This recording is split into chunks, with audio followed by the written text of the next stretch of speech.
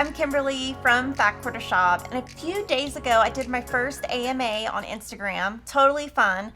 We did feel like some of the questions need a longer explanation than we could type out, so we're holding those for now. I haven't seen the questions, so I'm gonna just see them and answer them as I'm presenting with them.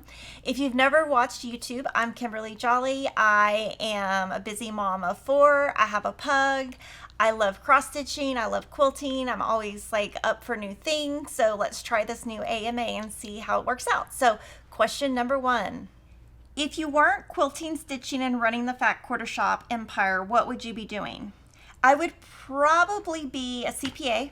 I would probably be working, I'd probably be like a CFO of a company. I'd probably have 2 kids, maybe not 4. I probably couldn't afford 4.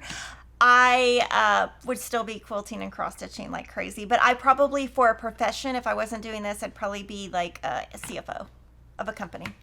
This one's funny. Question number 2, when do you sleep? I sleep a lot.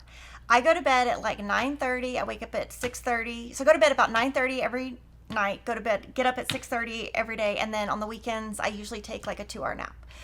But I sleep. I do sleep. I don't waste any time during the day. So like, there's no time wasted. Like, I get up, I get ready, I go straight to school to take my kids to school. Like every little part of my day is planned, so that's why I don't have to sleep. That's why I can sleep a lot, because I don't waste any time. So I think, yeah, I do sleep quite a lot. What is my best quilting advice for beginners?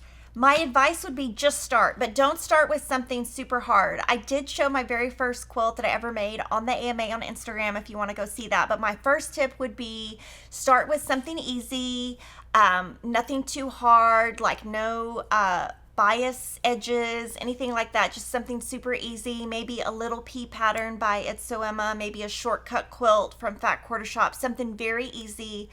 I would sit and take your time and really read the pattern before you start cutting, kind of make sure you understand it. And then I would pick whatever fabric collection you love the most, because if you pick a fabric collection that you really love and a pattern that is actually easy and doable, you're going to have more success and then be like more willing to do the next project. So if you start with something too hard or fabrics you don't like, you're going to be more likely to give up. So those would be my tips. As a busy mom, how do you make time to quilt and stitch? So there's 24 hours in every day. Everybody gets the same 24 hours. I am just super efficient with my time. Like, I don't go to lunch. I don't hang out with friends. I basically take care of my kids and run my company. But I'm able to stitch at work. So I do all my cross stitching at work. I do a little bit on the weekends, but any kind of sewing or quilting that I need to do, I'll either take a day off, like 1 or 2 days off in a month, and I can get a lot of quilts done in one day. Or I'll work on it super early in the morning on my weekends, because my kids are teenagers and they like to sleep in. So I just use all of my time. I don't sit around and do nothing. So like, there's never a time where I'm just sitting and watching TV. There's never a time where I'm just like sitting on the couch. Like, I just go. And I would be like that even if I didn't have this company. I cannot sit still. I'm very like anxious and like have a lot of energy. So I just get a lot done. I have quilting journals and cross stitch journals. I also have a planner, but I always kind of plan my week. So like on Sunday night, I will go through my calendar and look at, okay, what fabric meetings do I have? Or what company meetings do I have? What kind of kid things I have. I plan my whole week, and then I know, okay, on Monday I can do this, Tuesday I can do this. So that's how I get it all done. I work hard, but I also am very efficient with my time. How do I feel the pandemic affected my business? Do you think more people took up quilting? For sure. So the pandemic was not great for our country, I would say, but it definitely, for our business, it gave people a time to have time to be creative. So I liked that we had the beginner quilt series that was already out, because that really helped people kind of get in the rhythm of, here's something very beginner that you can start with. I would say the pandemic has definitely, the supply chain, prices have gone astronomically high on items. So that's definitely not a great thing for our business. things are very delayed. So I would say, we definitely sold more, but we also had a lot of people frustrated because of delivery delays and price increases. But we're doing the best we can. We're always trying to offer free quilt-alongs, free stitch-alongs, free events to keep you sewing and to use all that fabric that you have in your house, so you don't have to always buy something new. We do try to make our freebies more pre-cut friendly, so you can use what you have if you need to. Can someone who got a C on her home ec sewing project still quilt? For sure. I think the key to being able to quilt is to have really good supply. So like a really nice rotary cutter, a really good ruler or two, and a nice 1/4 inch seam. You don't have to have a fancy, real expensive machine. You just have to have an accurate 1/4 inch.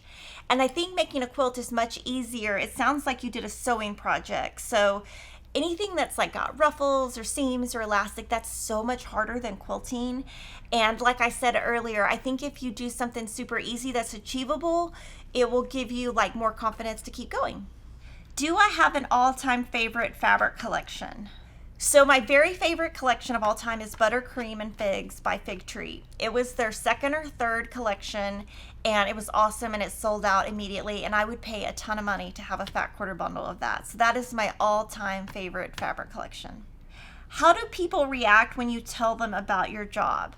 Okay, well, first, I'm super antisocial, meaning I don't really talk to anybody unless they talk to me. I'm super quiet, super shy, super reserved. But I will tell you, one time at a dance convention when Emma was like 8, one of the girls forgot her costume. And so Emma comes running to me in the hotel. She's like, Mom, she forgot her costume. Can you make a costume? I legit went to the gift store and bought like a scarf and turned it into this like white shirt. I don't even know how I did it.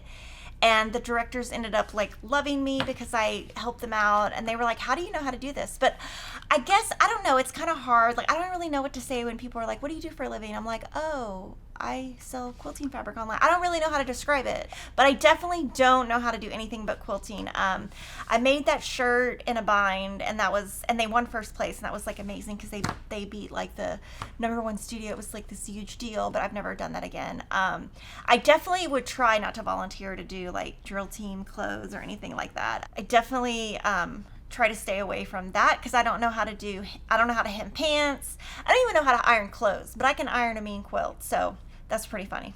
My twins go to middle school, and YouTube is like the thing now. And so it's so funny. I got a comment on YouTube one day, and it was like, hi, my name is Ron, and I know your boys, Will and Peyton, and they told me about your YouTube channel. And then one time, one of his math teacher right now, she quilts. And so I think she told him one day, oh, I know who your mom is. So that's always kind of funny when I hear stories or see comments on YouTube, and I'm like, oh my gosh. And so when my boys came home, I'm like, who is Ron? And they're like, what? Why do you know who Ron is? I'm like, he's commenting on my YouTube channel. They're like, and then one of my sons yelled at the other son and was like, why did you tell him? Why did you tell him she had a channel? Cutting fabric and squaring up blocks is intimidating. Any tips and tricks? I would say like cutting is my favorite part, and so just make sure your fabric has no creases. I of course love to starch like crazy. I've got lots of starching videos on my channel about getting my fabric nice and stiff before I use it. But using a sharp rotary blade that doesn't have like dings in it, changing it out regularly, cutting accurately, and then at the end I just kind of cut the edge. And my blocks, if they're supposed to be 12.5, they usually are 12.25. So my blocks usually come out a 1/4 inch smaller, and that's okay. They're never going to come out 100% perfect, but it is important if you're using a 1/4 inch foot, use that foot throughout your whole quilt so you have the same accuracy throughout. Like if you change to a different 1/4 inch foot, your blocks might come out a different size, and that would be kind of weird. What are ways to ensure an accurate 1/4 inch seam and block size? So I think it's really important to get a 1/4 inch foot that is in inches and not in centimeters. So the machine I have, the 1/4 inch foot that comes with it is in centimeters, and it doesn't actually do exactly a 1/4 inch. So I basically just found one that was more accurate. But I would say, you can cut like 2 1.5 inch strips, sew them together, press open, and that should measure 2.5, and just kind of do strips and then get your seam exactly right. If you can't get your foot accurate, you could use some seam guide tape. You could use like painter's tape. And definitely go to a sewing machine store and ask them for tips, because they're going to know, like, okay, which machines are the most accurate, or they could give you tips. Hey, this 1/4-inch foot, and the feet for machines is not expensive, so they might say, hey, try this foot, it might work better. So definitely interact with your wherever you got your sewing machine. Also, why do I not like chickens? Okay, so when I was little, my granny lived in this little town called Belleville. And she had like a farm. So she had like, you know, some pigs, some swans, and some chickens. And these chickens were in this like coop, and she had this really nice coop. I felt like she spent more time on the chickens than she did anything else. And she had all these chickens, and she would we had to get the eggs in the morning, and I wasn't gonna do it. And I kind of could get out of anything. So my brother went to get the eggs one day, and one of the roosters attacked him. And I mean like attacked. Like he had all kinds of cuts on him, and my granny didn't even care. She was like, oh, you gotta go get the eggs the next day, because I mean my family was like, I don't know, like I always tell my kids, you could never have been raised by my parents. You could have never been raised by my grandparents. You would have died of anxiety years ago, because they just cannot handle any kind of criticism. But no, my brother had, it was a rooster that attacked him, and that was horrifying. But then there was another time she had a Doberman, and my brother thought he was funny, and he antagonized the Doberman, and we ended up on the bed in this like mobile home, like trying to get away from the Doberman, who thought it was going to kill us. We called her at work. She was a nurse. She was like, whatever, you shouldn't have done it. So we like literally sat on this bed, like against the wall, like trying to get away from this Doberman. I have so many stories of that like farm, and like her just being like, deal with it. But she did. Like the next day, my brother had to go get the eggs. And then I don't think he went back. He told my parents like, yeah, I'm not going back. So he never came back. For a beginner quilter, what kind of sewing machine would you recommend? So I would say don't spend too much money. You don't need a $10,000. You don't need a $3,000 machine.